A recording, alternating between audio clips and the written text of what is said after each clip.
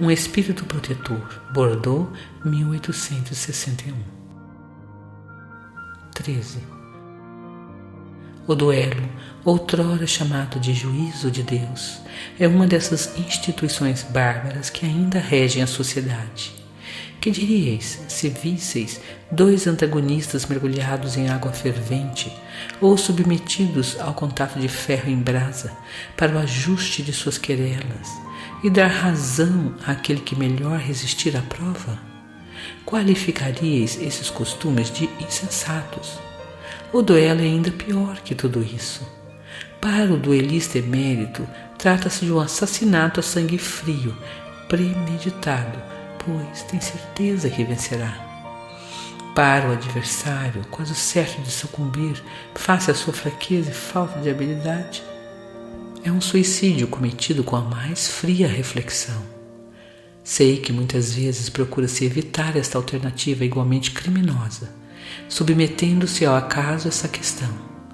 Mas não seria isto, sob uma outra forma, voltar ao juízo de Deus da Idade Média? E nessa época era infinitamente menor a culpa.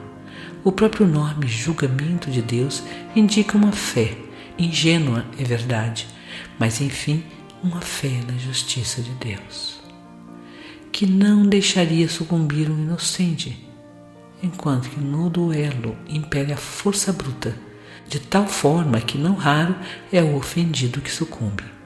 Estúpido amor próprio, tola vaidade e louco orgulho.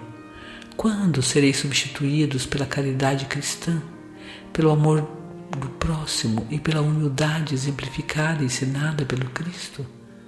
Só quando isso se der, desaparecerão os preconceitos monstruosos que governam ainda os homens e que as leis são impotentes para reprimir, pois não basta coibir o mal e prescrever o bem. É preciso que o princípio do bem e o horror ao mal estejam no coração do homem. Francisco Xavier, Bordeaux, 1861. 14. Que juízo farão de mim, dizeis frequentemente, se eu recusar a reparação que me é pedida, ou se eu não a reclamar de quem me ofendeu? Os loucos como vós, os homens atrasados, vos censurarão. Mas aqueles que são esclarecidos pela chama do progresso intelectual e moral dirão que agis segundo a verdadeira sabedoria. Refleti um pouco.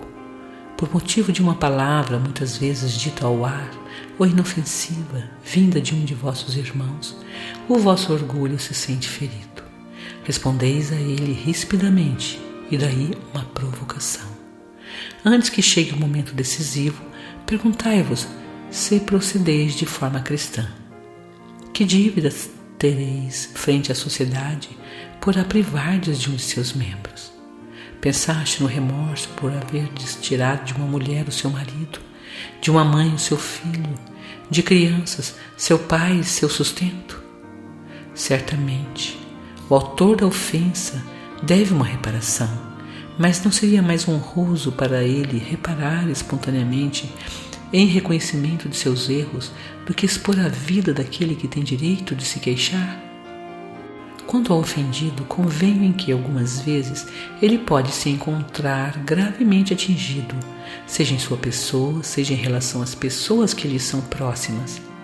Não está em jogo somente o amor próprio. O coração se encontra magoado, sofre. Mas além de ser estúpido arriscar a vida colocando-se contra um miserável capaz de uma infâmia, dar-se-á que, morto este, a afronta, seja ela qual for, deixará de existir? O sangue derramado não daria mais realce a um fato que, se falso, cairia por si mesmo e que, se verdadeiro, deve se ocultar no silêncio. Nada mais restará, portanto, senão a satisfação da vingança cumprida. Aliás, triste satisfação que deixa já nesta vida remorsos